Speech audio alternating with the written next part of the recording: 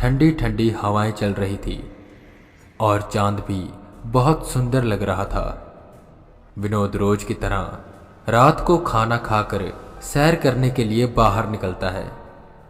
वो अपनी घड़ी की तरफ देखता है जहां 10:30 बजने वाले थे। रोज के मुकाबले आज वो थोड़ा लेट हो गया था।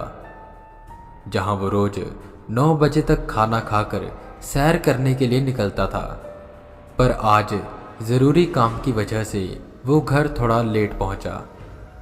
विनोद बिजली विभाग में काम करता था और उसका ट्रांसफ़र एक छोटे से शहर में हो गया था जिसका नाम उसने पहले कभी नहीं सुना था।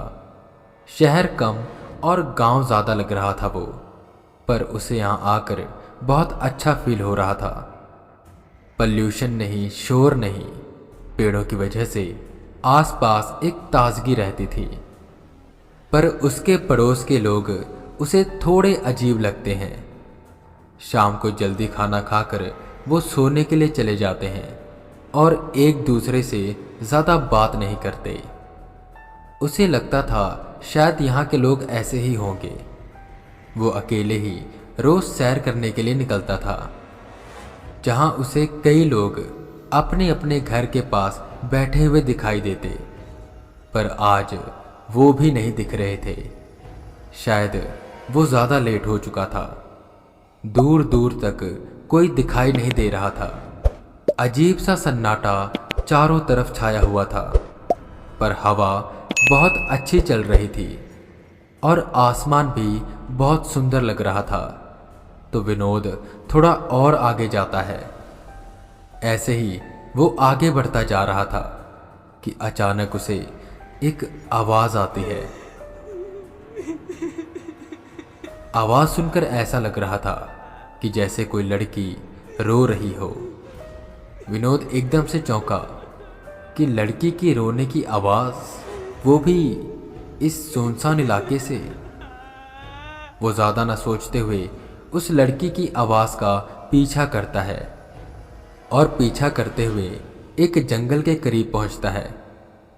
अंधेरा था, पर चांद की हल्की हल्की रोशनी ज़मीन पर पड़ रही थी, जिसकी मदद से वो एक पेड़ के पास बैठी हुई लड़की को देखता है जो मुंह पर हाथ रखे बस रो रही थी। विनोद उसके पास जाकर उससे पूछने लगता है, क्या हुआ, आप ऐसे रो क्यों रहे हो? जिस पर वो लड़की कहती है, मैं रास्ता भटक गई हूँ।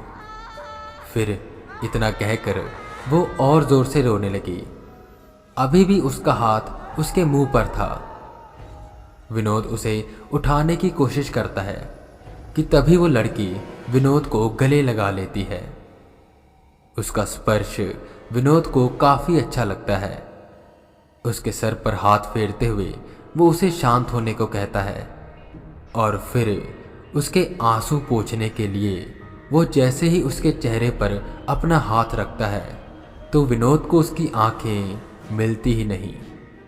वो अपना हाथ उसके पूरे चेहरे पर घुमाता है, जहां उसे ना तो उसकी नाक के होने का एहसास दिखता है और ना आँख का और ना ही मुंह का। वहां कुछ नहीं था। विनोद एकदम से डर गया और पीछे की ओर हटा। चांद की रोशनी उस लड़की के चेहरे पर पड़ी। उसके उस चेहरे पर कुछ नहीं था, ना आँख, ना नाक और ना ही मुंह। ये देख विनोद एकदम से डर गया और पीछे की ओर हटते हुए वहां से भागने लगा, पर उसे लड़की के रोने की आवाज़ आती रहती है। ऐसे ही भागते भागते वो एक घर के पास पहुंचा जो उसी जंगल के करीब था। घर देखने में काफ़ी पुराना लग रहा था, पर विनोद उस घर का दरवाज़ा खटखटाता है। थोड़ी ही देर बाद किसी ने उस दरवाजे को खोला। शायद लाइट नहीं थी तो पूरे घर में अंधेरा था। आवाज़ सुनकर विनोद को पता लगता है कि ये कोई आदमी है। डरते डरते विनोद उसे सारी बात बताता है, जिस पर वो आदमी उसे अंदर आने को कहता है। डरते हुए विनोद घर के अंदर जाता है। उसका सारा ध्यान उस लड़की की तरफ ही था कि आखिर कैसे ऐसा हो सकता है। जो उसने देखा उस पर यकीन कर पाना नामुमकिन था, पर जो था वो सच था। विनोद जैसे ही घर के थोड़ा और अंदर जाता है कि उसे अजीब सी गंध आने लगती है। उसने अपनी नाक पर हाथ रखते हुए कहा, भाई साहब, ये बदबू किस चीज की है? बदबू?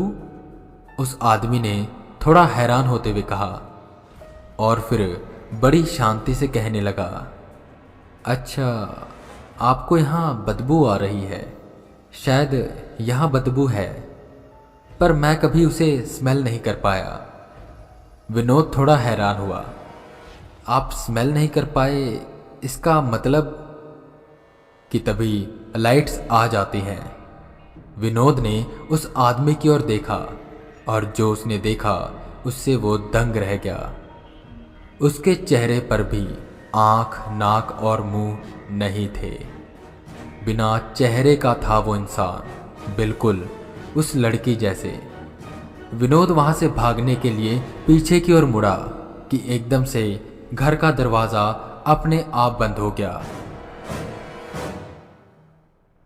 अगले दिन विनोद गांव वालों को जंगल के पास बेहोशी के हालत में मिला, जहां उसे बहुत तेज बुखार था। गांव वाले उसे होश में लाते हैं। विनोद उठता है और आसपास देखता है, पर वहां अब कोई घर नहीं था। विनोद को यह समझ नहीं आता कि आखिर क्या हुआ उसके साथ, पर उसके बाद वो कभी रात को सैर करने के लिए नहीं निकला।